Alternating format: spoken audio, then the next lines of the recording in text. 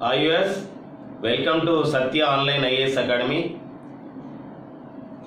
మనము లాస్ట్ సెషన్లో మనకి ప్రారంభించినటువంటి జనవరి, ఫిబ్రవరి, మార్చ్ 2019 సంబంధించినటువంటి ఈ కరెంట్ అఫైర్స్లో ఈ సెగ్మెంట్లో భాగంగా మనం అవార్డ్స్ విషయంలో డిస్కస్ చేద్దాం. అవార్డ్స్లో ఏ కాంపిటేటివ్ ఎగ్జామ్ రాసినప్పుడు కూడా అవార్డులలో 1 లేదా 2, 3 మార్కులు అలా వస్తున్నాయి. వస్తున్న విధానం కూడా ఎలా ఉంటుంది అంటే డైరెక్ట్ అడగకుండా లేటెస్ట్ అవార్డ్స్లలో మ్యాచింగ్స్లలో ఇవ్వడం జరుగుతుంది. ఆ క్రమంలోనే మనం ఈ అవార్డ్స్ని డిస్కస్ చేద్దాం. మరి గాంధీ శాంతి బహుమతి, మొదటిది గాంధీ శాంతి బహుమతి. ఒకప్పుడు గాంధీ శాంతి బహుమతి ఎప్పుడు ప్రారంభించారు, ప్రైజ్ మనీ ఇలాంటి విషయాలు అడిగేవారు. ఈ మధ్య కాలంలో లేటెస్ట్గా ఎవరికి ఇచ్చారు అవార్డ్స్ ఇలాంటి విషయంలో కోణంలో అడుగుతున్నారు.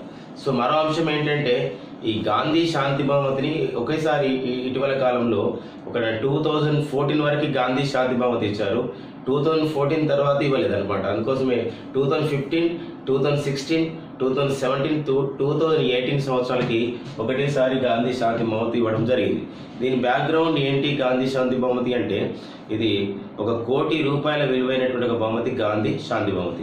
వివిధ రంగాల్లో సామాజిక సేవ, వివిధ రంగాల్లో సేవ చేసిన వారికి ఈ అవార్డుని ఇస్తారు.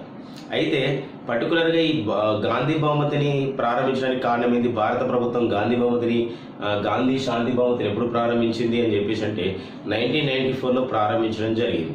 అంటే గాంధీ 125వ జయంతి సందర్భంగా ఈ యొక్క గాంధీ శాంతి బహుమతిని ప్రారంభించడం జరిగింది. గాంధీ 125వ జయంతి సందర్భంగా గాంధీ శాంతి బహుమతిని ప్రారంభించడం జరిగింది. అయితే గాంధీ శాంతి బహుమతిని మరి మొదటిసారిగా పొందిన వారు ఎవరు? మొదటిసారి గ్రహీత ఎవరంటే జూలియస్ నైరేరి. టాంజానియా దేశానికి గాంధీగా అయితే పిలుస్తారు. టాంజానియా గాంధీగా పిలువబడే జూలియస్ నైరేరికి ఈ అవార్డు తొలిసారిగా వచ్చింది. అయితే 2015, 2016, 2017, 2018 ఈ 4 సంవత్సరాలు కలిపి ఒకేసారి మనకి అవార్డు ఇవ్వడం జరిగింది గాంధీ శాంతి బహుమతి. కాబట్టి ఇలా 4 ఇచ్చినప్పుడు మనకు మ్యాచింగ్స్ రూపంలో కానీ అలా అడుగుతాడు. దాంతోపాటు ఆ వ్యక్తులకి ఇంపార్టెన్స్ కూడా మనకి ఇంపార్టెంట్. ఫర్ ఎగ్జాంపుల్ 2015కి గాంధీ శాంతి బహుమతిని ఎవరు పొందారంటే ఈ కన్యాకుమారిలో ఉన్నటువంటి వివేకానంద యువజన కేంద్రం వాళ్ళు పొందింది. ఒక యువ కేంద్రం అంటారు. ఒక వివేకానంద యువజన కేంద్రం లేదా యువ కేంద్రం వాళ్ళు ఈ అవార్డు పొందడం జరిగింది. ఓకేనా? ఇది ఎక్కడ ఉందంటే తమిళనాడులోని కన్యాకుమారిలో కలదు. తమిళనాడులోని కన్యాకుమారిలో ఉన్నటువంటి వివేకానంద యువ కేంద్రం వాళ్ళు ఈ అవార్డు పొందడం జరిగింది. 2016 సంవత్సరానికి ఈ అవార్డు ఎవరు ఇచ్చారంటే సులభ్ ఇంటర్నేషనల్ సొసైటీ వాళ్ళకి ఇచ్చారు. Sulabh international society. దాంతోపాటుగా మరొకటి అక్షయ్ పాత్ర ఫౌండేషన్కి ఇవ్వడం జరిగింది. అక్షయ్ పాత్ర ఫౌండేషన్. ఈ 2 అంశాలు కూడా మనకి ఇంపార్టెంట్. సులభ్ ఇంటర్నేషనల్ అనే సంస్థ ఏం చేసింది అని చెప్పేసి అంటే ఇతని సులభ్ ఇంటర్నేషనల్ సంస్థ బిందేశ్వర్ పాఠక్ ప్రారంభించినటువంటి ఒక సంస్థని ఒక స్వచ్ఛంద సంస్థలాగా విధం చేస్తుంది సులభ్ ఇంటర్నేషనల్ సొసైటీ. ఇది పరిశుభ్రత విభాగంలో ఇది ఓకేనా అందరికి అంటే పరిశుభ్రత గురించి ఆ విధంగా పాటుపడుతుంది. ఎవరైతే ఓకేనా అలాంటిది ఒక సులభ్ ఇంటర్నేషనల్ సొసైటీ పరిశుభ్రత విభాగంలో పాటుపడి ఒక స్వచ్ఛంద సంస్థగా సులభ్ ఇంటర్నేషనల్ సొసైటీ అనేది గుర్తించబడింది. ఇలాంటి సులభ్ ఇంటర్నేషనల్ వ్యవస్థాపకుడు ఎవరంటే బిందేశ్వర్ పాఠక్. మరి అక్షయ పాత్ర ఫౌండేషన్ అనేది ఏంటి? ఈ అక్షయ పాత్ర ఫౌండేషన్ ఇది కూడా ఓకేనా సామాజిక కార్యక్రమాలు చేపడుతుంది. ఫర్ ఎగ్జాంపుల్ మనం గమనించినట్లయితే ఆంధ్రప్రదేశ్ రాష్ట్రంలో అన్నా క్యాంటీన్ల నిర్వహణని చూసుకునే బాధ్యత ఎవరికుందంటే అక్షయ పాత్ర ఫౌండేషన్ చేస్తుంది. కొన్ని ప్రాంతాల్లో కొన్ని రాష్ట్రాలలో ఇది మధ్యాహ్న భోజన పథకం అంటే విద్యార్థులకి ప్రభుత్వ పాఠశాలలో మధ్యాహ్న భోజన కార్యక్రమాన్ని అమలు చేసేది ఎవరంటే అక్షయ పాత్ర ఫౌండేషన్. ఆ క్రమం గుర్తుపెట్టుకోవాలి.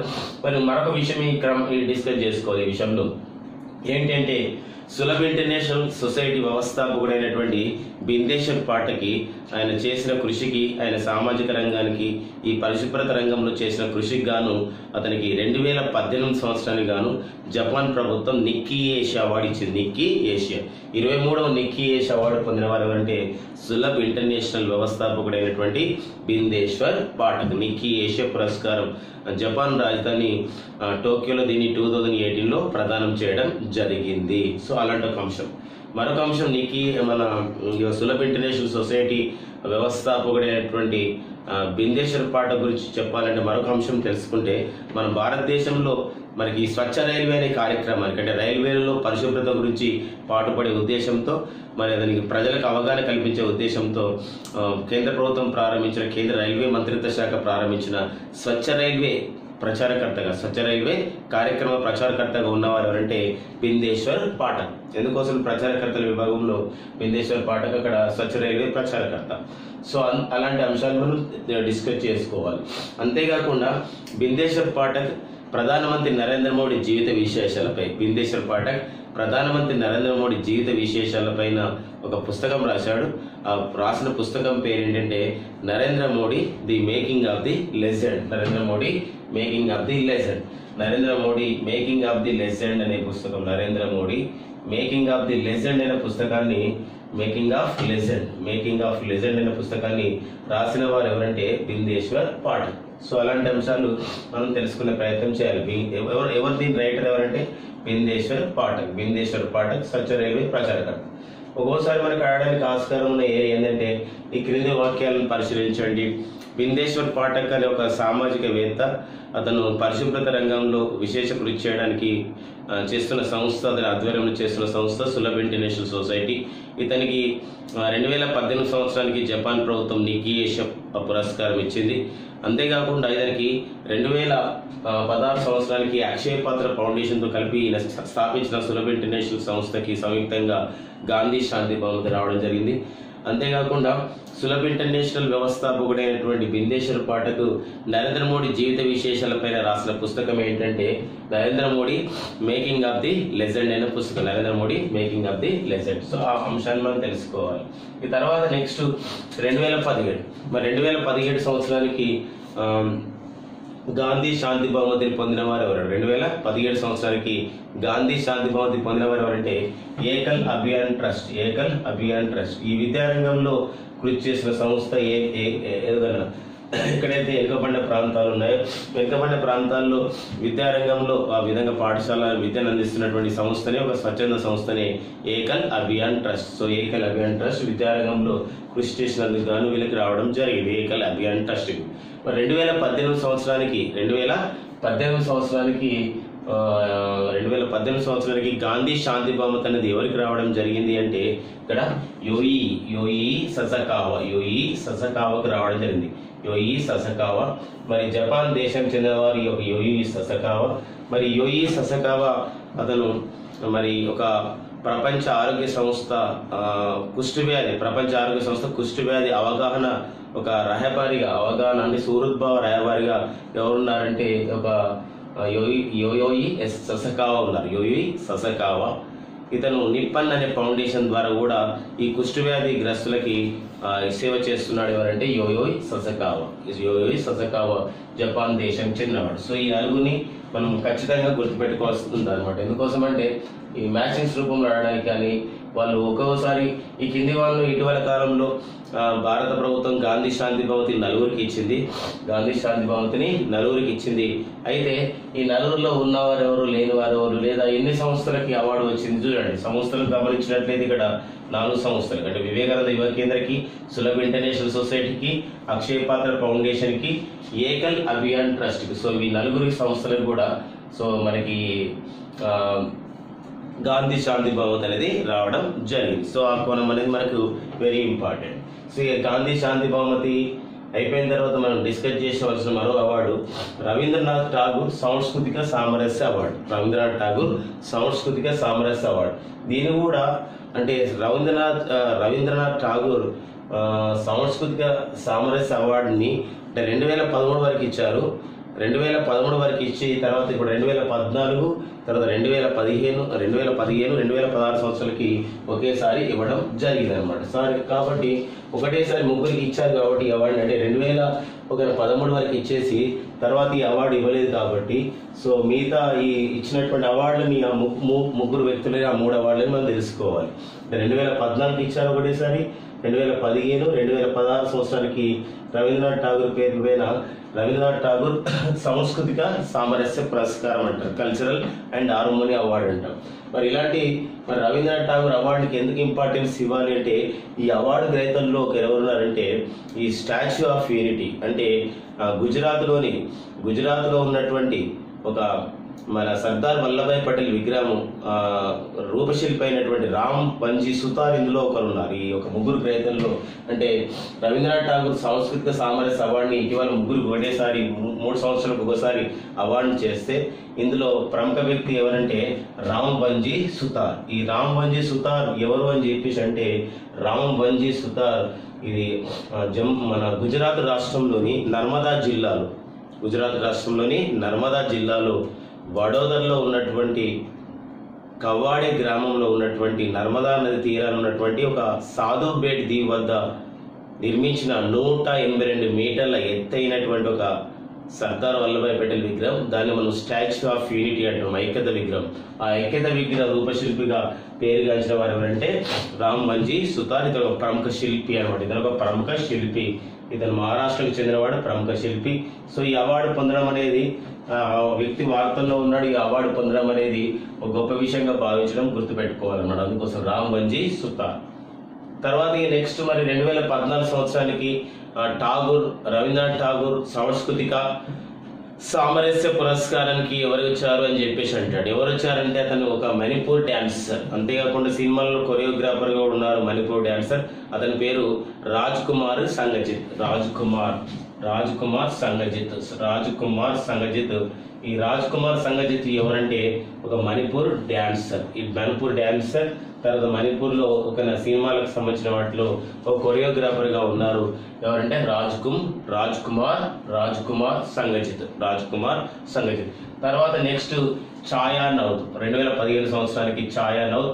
ఈ ఛాయా నౌత్ సో మరి బంగ్లాదేశ్ కల్చరల్ ఆర్గనైజేషన్ ఏర్పాటు చేయడం, బంగ్లాదేశ్ కల్చరల్ ఆర్గనైజేషన్ ఏర్పాటు చేసి ఈ ఒక కళల రంగంలో ఈ సాంస్కృతిక విషయంలో ఆమె కృషి చేస్తున్న కారణంగా ఈ అవార్డు ఆమెకు రావడం జరిగింది. కాబట్టి మనం తెలుసుకోవాల్సిన విషయం ఏంటంటే 2014, 2015, 2016 ఈ యొక్క రవీంద్రనాథ్ ఠాగూర్ సాంస్కృతిక సామరస్య అవార్డుని ఎవరికి ఇచ్చారు ఈ 3 సంవత్సరాలకి గుర్తుపెట్టుకోవాలి. ఇందులో మనకి బాగా చాలా ఇంపార్టెంట్ అయినటువంటి వ్యక్తి ఎవరంటే రామ్ బంజీ సుతార్. అలా కాకుండా ఇందులో కొంచెం డిఫికల్ట్గా తయారు చేయాలంటే ఓకేనా, ఈ 2 ఒకటేసారి ఇచ్చేసి వాక్యాలు స్టేట్మెంట్స్ రూపంలో ఇచ్చి ఓకేనా, రవీంద్రనాథ్ ఠాగూర్ సాంస్కృతిక సామరస్య పురస్కార అవార్డు గ్రహీతల్లో కానివారు ఎవరు, ఉన్నవారు ఎవరు, ఆ 4-3 అడగడానికి ఆస్కారం ఉన్నటువంటి ఏరియా. అలా కాకుండా ఇటీవల కాలంలో రవీంద్రనాథ్ ఠాగూర్ సాంస్కృతిక సామరస్య అవార్డు 2014 సంవత్సరానికి రాజ్ కుమార్ సంగజిత్కి రావడం జరిగింది.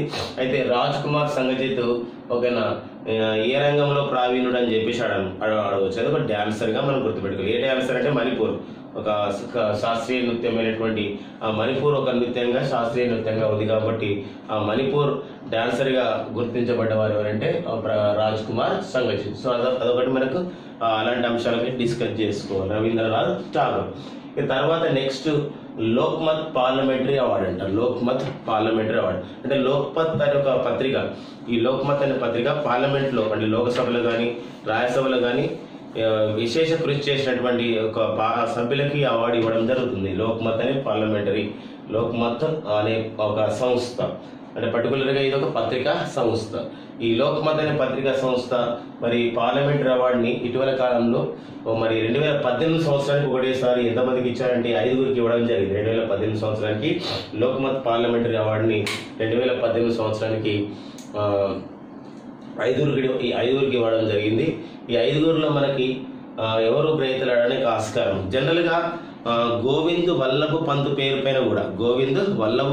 పైన భారత ప్రభుత్వం అవార్డు ఇస్తుంది. ఆ అవార్డు వేరే, ఈ అవార్డు వేరే అనే అంశాన్ని దయచేసి వ్యూవర్స్ గుర్తుపెట్టుకోండి. గోవింద్ వల్లభ్ పంత్ పేరు, ఈ గోవింద్ వల్లభ్ పంత్ పేరు పైన ఇచ్చినటువంటి ఇటీవల అవార్డు వేరే గుర్తుపెట్టుకోవాలి. ఇది వేరే గోవింద్ వల్లభ్ పంత్ పేరు. ఈ గోవింద్ వల్లభ్ పంత్ అవార్డుని అంటే ఇది భారత ప్రభుత్వం మనకు 93 నుండి ఇస్తుంది. గోవింద్ వల్లభ్ పంత్ పేరు ఉత్తమ పార్లమెంటేరియన్ అవార్డుని.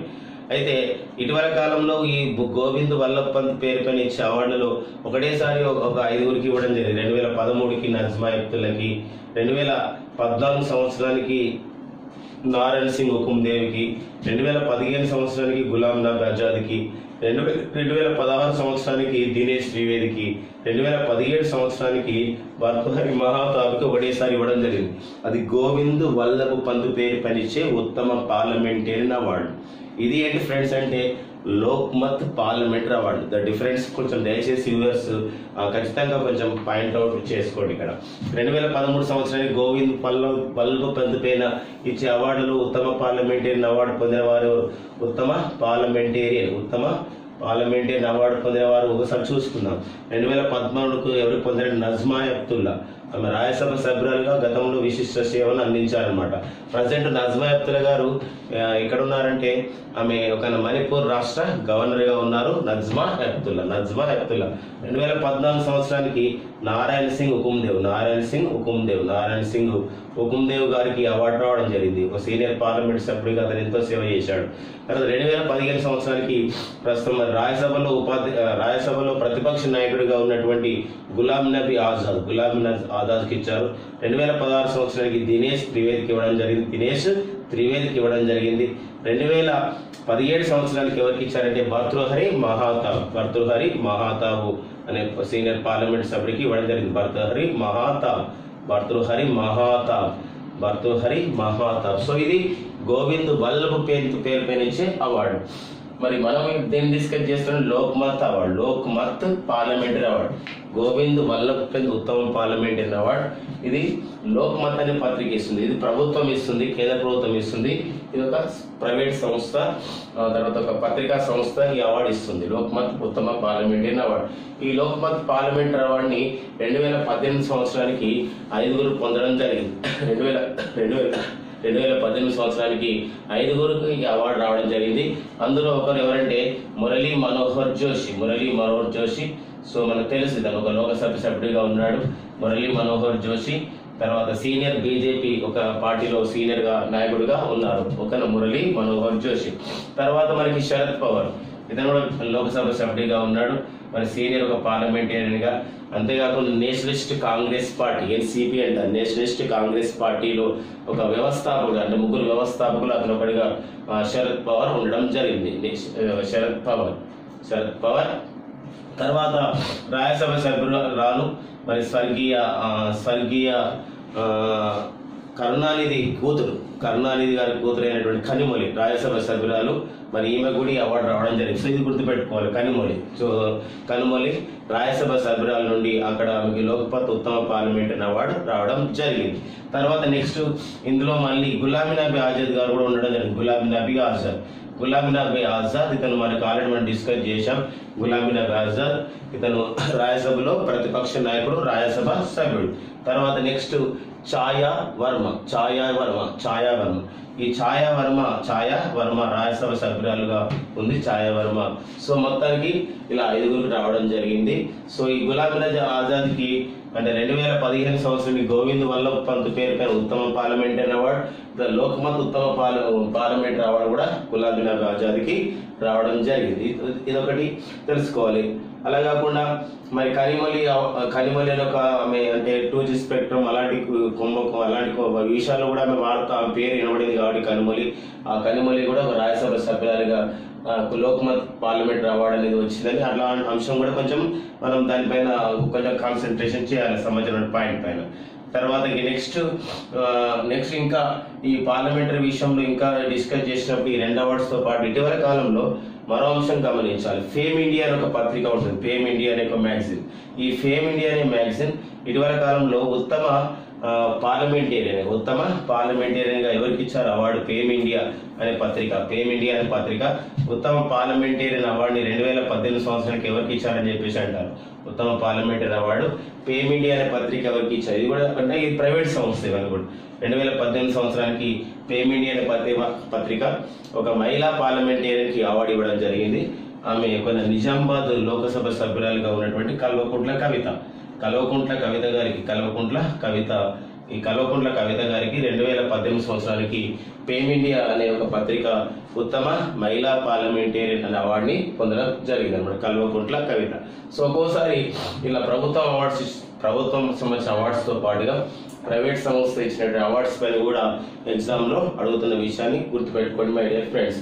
ఇక తర్వాత నెక్స్ట్, సో ఇది ఒక అవార్డ్స్ విషయంలో ఇలా డిస్కస్ చేస్తాం. ఈ నెక్స్ట్ మనకి నారీ శక్తి పురస్కారాలు ఉంది. నారీ శక్తి పురస్కారాలు, ఈ నారీ శక్తి పురస్కారాల పైన ఏంటి నారీ శక్తి పురస్కారాలు అని అడగదు. నారీ శక్తి పురస్కారాలు అనేది భారత ప్రభుత్వం ఇస్తుంది.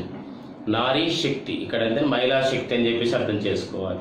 మరి ఈ నారీ శక్తి అనే పురస్కారాన్ని మరి మహిళలకు ఇస్తారు. ఏ రోజు ఈ అవార్డుని ఏ సందర్భంగా ఇస్తారంటే మార్చి 8 ఈ ప్రపంచ మహిళా దినోత్సవం సందర్భంగా ఈ అవార్డు ఇస్తారు అనమాట. ఒక భారత ప్రభుత్వం ప్రపంచ మహిళా దినోత్సవం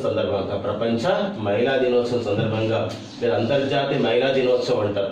ఏ రోజున మనం అంతర్జాతీయ మహిళా దినోత్సవం జరుపుకుంటామంటే మార్చి 8 మనం అంతర్జాతీయ మహిళా దినోత్సవంగా జరుపుకుంటాం.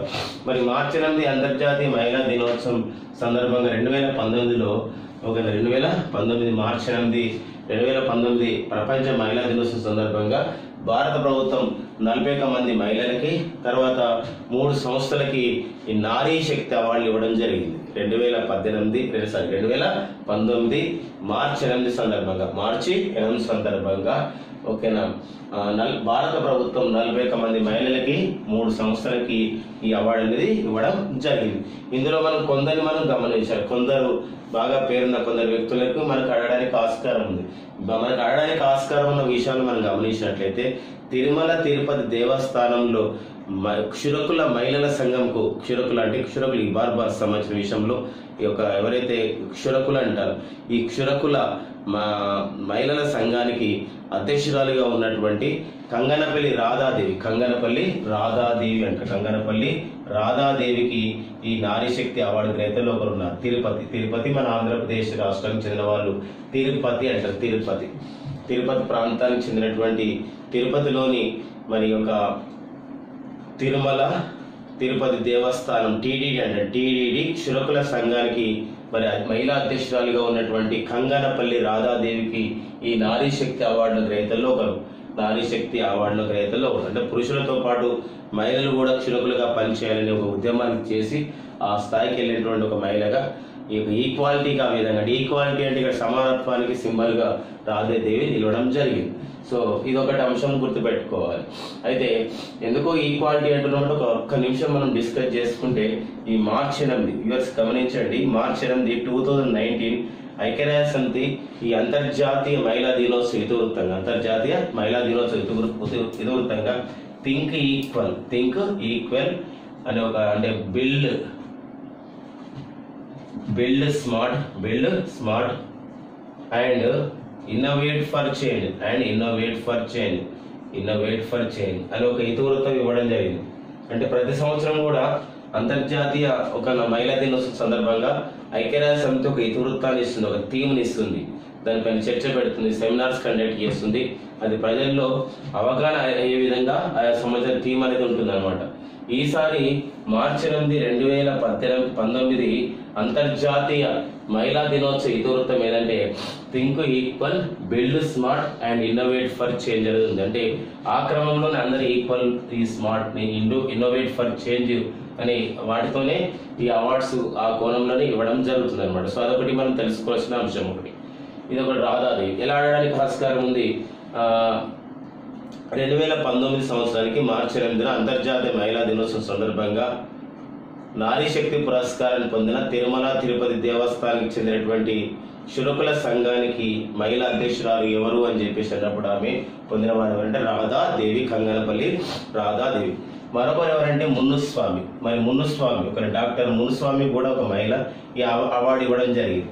ఈ మార్చి 8 2019 రాష్ట్రపతి రామ్నాథ్ కోవింద్ చేతుల మీదుగా అవార్డులను ఇచ్చారు. ఈ మున్నుస్వామి ఎవరు అంటే ఇస్రోలో ఒక మహిళా శాస్త్రవేత్త.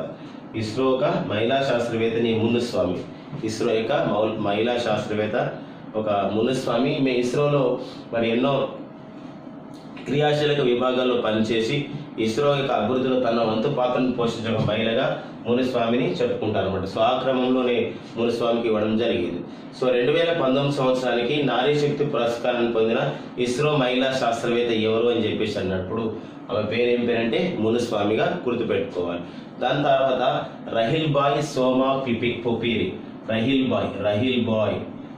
బాయ్ సోమా పొపీరి అంటారు ఫ్రెండ్స్. ఈ సోమా పొపీరి, సో రహిల్ బాయ్ ఈమె కూడా ఒక మహిళ. ఈ రహిల్ బాయ్ సోమా పొపీరే ఈమె మీరు గమనిస్తే ఈమె మహారాష్ట్రకు చెందినటువంటి ఒక రైతు. ఈ మహారాష్ట్రకు చెందినటువంటి ఒక మహిళా రైతు.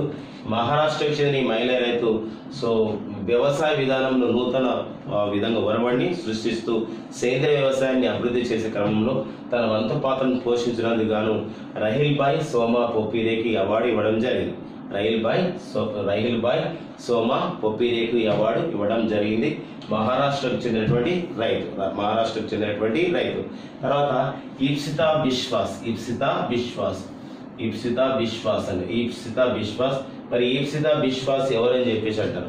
ఈప్సితా బిశ్వాస్ ఎవరంటే దేశంలో ఈ బుల్లెట్ ప్రూఫ్ జాకెట్ల తయారీలో తన వంతు పాత్రను పోషించారు. బుల్లెట్ ప్రూఫ్ జాకెట్ల తయారీ, ఈ ఒక రక్షణ సిబ్బందికి సంబంధించినటువంటి బుల్లెట్ ప్రూఫ్ జాకెట్ల తయారీలో తన వంతు పాత్రను పోషించి రక్షణ రంగానికి ఒక సహాయం చేస్తున్నటువంటి ఒక గొప్ప మహిళగా ఎవరు గుర్తింపు పొందారంటే ఈప్సితా బిశ్వాస్. అంటే చాలా మంది, మొత్తం 41 మంది మహిళలు ఉన్నారు. అయితే మనం కొందరు మంది మనం చెప్పుకుంటున్న విషయం గమనించండి. దాంతో పాటుగా ఇంకొకటి ఏంటంటే రేష్మా నీలోఫర్ సహా. ఈ రేష్మా నీలోఫర్ సహా ఎవరు? మరి ఒక నారీ శక్తి అవార్డు పొందిన వారు ఎవరంటే ఈమె ఒక భారతదేశంలో తొలి ఒక మహిళా మెరైన్ పైలట్ గా సో ఈమె గుర్తింపు పొందింది. మహిళా మెరైన్ పైలట్ గా గుర్తింపు పొందిన వారు ఎవరంటే ఈ అంటే నావికాదళంలో పనిచేసే ఒక నడిపే ఒక వివిధ జలంతరంగంలో నడిపే ఒక పైలట్ గా ఆమె మహిళా మెరైన్ పైలట్ గా గుర్తింపు పొందిన వారు ఎవరంటే రేష్మా నీలోఫర్ సహా. సో ఇది ప్రముఖమైన వ్యక్తులుగా ఈ 5గురిని మనం 41 మందిలో 5గురిని మనం గుర్తుపెట్టుకునే ప్రయత్నం అనేది చేయాలి. ఇది మార్చి 8, 2019 సందర్భంగా ప్రపంచ మహిళా దినోత్సవం సందర్భంగా ఈ అవార్డు అనేది ఇవ్వడం జరుగుతుంది. భారత ప్రభుత్వం 2019 సంవత్సరానికి 41 మంది మహిళలకి, తర్వాత 3 సంస్థలకి అవార్డు అనేది ఇవ్వడం జరిగింది. సో మార్చి 8, 2019కి ఐక్యరాజ్యసమితి ఇచ్చినటువంటి అంతర్జాతీయ మహిళా దినోత్సవ ఇతివృత్తం ఏదంటే అది think equal, build smart and innovate for change గా పిలుస్తాం. ఇక తర్వాత మనం నెక్స్ట్ అవార్డులోకి వెళ్దాం. సో అది ఏంటి అంటే అది ఓకేనా, తాన్సేన్ సమాన్ అవార్డు. తాన్సేన్ సమాన్ అనే అవార్డుని మధ్యప్రదేశ్ ప్రభుత్వం ప్రారంభించింది. హిందుస్థానీ శాస్త్రీయ సంగీతంలో కృషి చేసిన వారికి ఈ అవార్డుని ఇస్తారు. అయితే ఈ అవార్డు గ్రహీతకు 2 లక్షల రూపాయలు ఇస్తారు. ఇది ఎందుకు వార్తలు తాన్సేన్ సమాన్ పురస్కారం 2018 సంవత్సరానికి తాన్సేన్ సంగీత పురస్కారాన్ని తాన్సేన్ సమాన్ అంటారు. ఈ తాన్సేన్ సమాన్ పురస్కారాన్ని పొందిన వారు ఒక రాజస్థాన్ లోని జైపూర్ చెందినటువంటి సితార్ విద్వాంసురాలు. ఆమె పేరు ఏంటంటే మంజు మెహతా గారు ఈ అవార్డు పొందడం జరిగింది. మంజు మెహతా తాన్సేన్ సమ్మాన్ అవార్డుని 2018 సంవత్సరానికి పొందిన వారు ఎవరంటే మంజు మెహతా. ఈ మంజు మెహతా ఎవరు అంటే ఒక సితార్ విద్వాంసురాలు. ఈమె రాజస్థాన్ లోని జైపూర్ ప్రాంతానికి చెందినవారు. అయితే మరి మంజు మెహతా గుజరాత్ లో సప్తక్ సంగీత పాఠశాలను నడిపిస్తున్నారు. సప్త త్వరంగా ఒక స్వరాలు కాబట్టి సప్త స్వరాలు. ఇక్కడ సప్తక్ సంగీత పాఠశాలని నడిపిస్తున్నారు ఎవరంటే ఒక మంజు మెహతా. సో అలాంటి అంశాలు మనకి ఇంపార్టెంట్.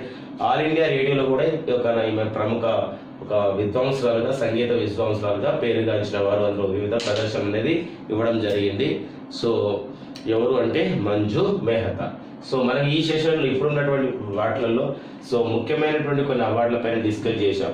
గాంధీ శాంతి బహుమతి, రవీంద్రనాథ్ ఠాగూర్ సాంస్కృతిక సామరస్య అవార్డు, తర్వాత లోక్మత్ పార్లమెంటరీ అవార్డ్, నారీ శక్తి పురస్కారాలు, తర్వాత తాన్సేన్ సమ్మాన్ పురస్కారాలని మనం డిస్కస్ చేశాం. తర్వాత మళ్ళీ ఈసారి మనం ఖచ్చితంగా ఇలాంటి అవార్డ్స్తో పాటుగా ఖచ్చితంగా మనకు మరి ఈ సంవత్సరం మనకు వచ్చినటువంటి జనవరి, ఫిబ్రవరి, మార్చి 2019లోని ముఖ్యమైన అవార్డుల్లో ఖచ్చితంగా ఎగ్జామ్లో ఎక్స్పెక్ట్ చేసే బిట్స్ ఏంటంటే ఈ భారతరత్న అవార్డు, తర్వాత పద్మ అవార్డ్స్ పైన కూడా ఎక్స్పెక్ట్ చేయడానికి ఆస్కారం ఉంది. అంటే భారతరత్న ఎక్స్పెక్ట్ చేయడానికి కారణం ఏంటంటే జనవరి 25, 2019 భారతరత్న అవార్డుని ముగ్గురికి ఇవ్వడం జరిగింది.